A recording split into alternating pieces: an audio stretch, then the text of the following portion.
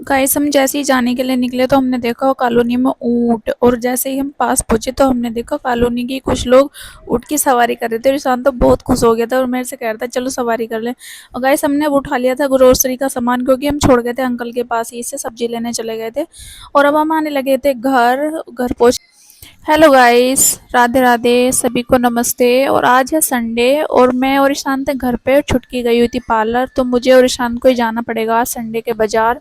और क्योंकि कुछ कुछ चीज़ें सामान हमारा मतलब ख़त्म हो गया है, और मैं और ईशान अब किचन में जाके वो सामान नोट करेंगे जो जो सामान हमारा ख़त्म हो गया है, उसकी लिस्ट बनाएंगे, फिर हम जाएंगे संडे के बाजार।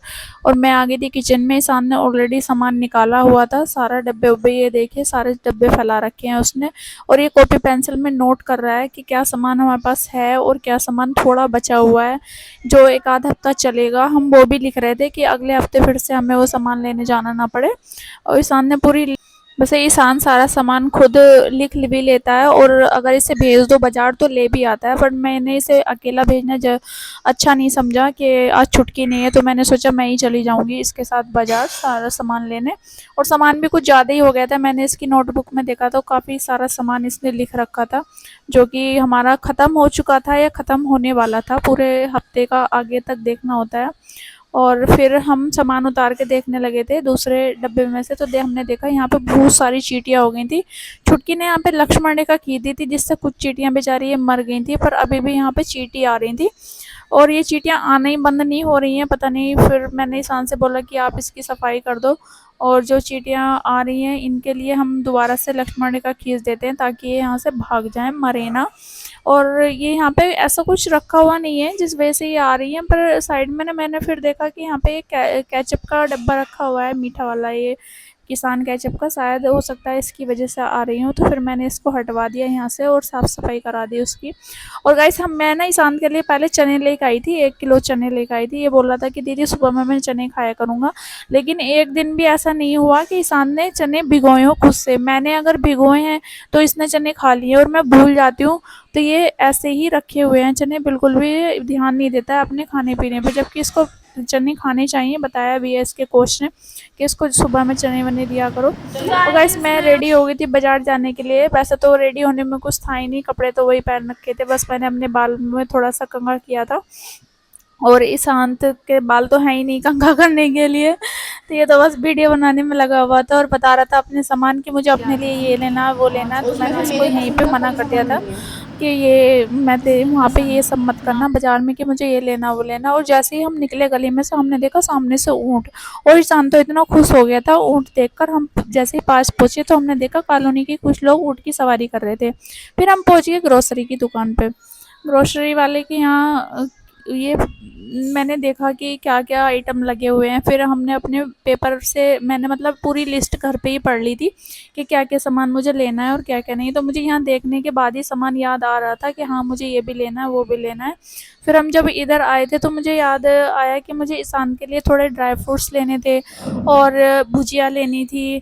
छुटकी को आदत है चाय के साथ नमकीन या भुजिया खाने की। वैसे तो ये पोहा वाली नमकीन खाती है, पर मैंने पोहा ना लेके मैंने ये इसके लिए ये भुजिया वाली नमकीन ली थी। फिर ईशान के लिए लिए थे मैंने चने, क्योंकि ईशान के लिए हमें जो पाउडर बनाना है दूध में डालने के लिए, चने मखाने काजू बादाम ये सब डाल के। तो मैं उनसे भैया से पूछी थी क्या ये मसाले वाले चने हैं, तो उन्होंने बोला हाँ ये मसाले वाले चने हैं। फिर मैंने देखा कि वहीं पे पैकेट रखा हुआ था सिंपल वाले चनों का, तो फिर मैंने ये बड़ा पैकेट ले लिया था चनों का। सिंपल चने थे, और इसके साथ फिर मैंने लिए थे अपने लिए मीठे दाने। ईशान बोल रहा था दीदी ये वाला नमकीन ले लो वो वाला ले लो पोहे वाला ले लो, पर मेरा मन नहीं कर रहा था पोहा वाली नमकीन का। फिर मैंने छुटकी के लिए भुजिया वाला ले लिया।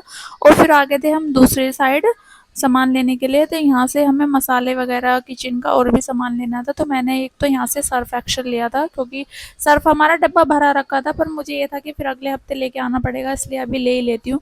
कुछ सामान ऐसे थे जो मैंने लिखे नहीं थे फिर भी लिए थे, जैसे कि ओट्स लिए थे क्योंकि वो ख़त्म होने वाले थे। और बाद में मैंने कितना सा देखा थैला हम लेकर थैला आए तो हैं? एक ही सामान ले देखो गए थे, और कितना सारा सामान ले। हमारे पास काफ़ी सारा हो गया था, क्योंकि जो सामान इंसान ने लिखा नहीं था ना लिस्ट में वो भी ले लिया था हमने। फिर हम चले गए वहाँ से सब्जी के मार्केट वहाँ वहाँ से हमें सब्जी भी लेनी थी थोड़ी थोड़ी।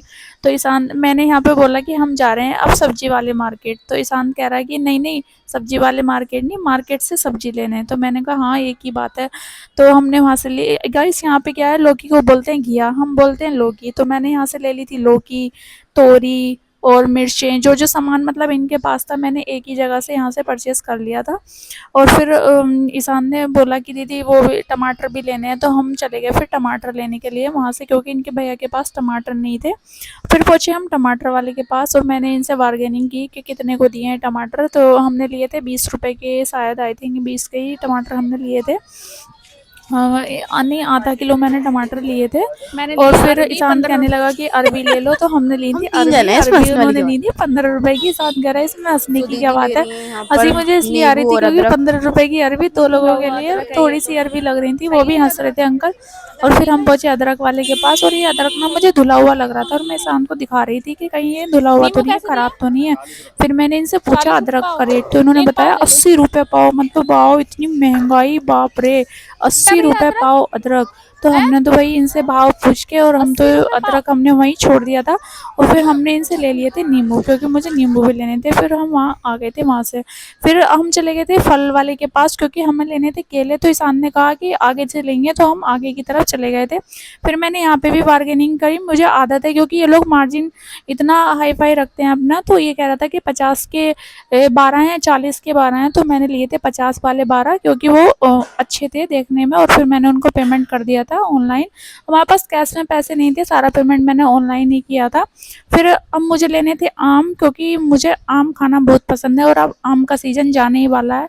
तो मेरी कोशिश ये रहती है कि मैं जितने भी आम खा लूँ वो कम ही कम है, क्योंकि फिर 1 साल के बाद ही आम मिलेंगे।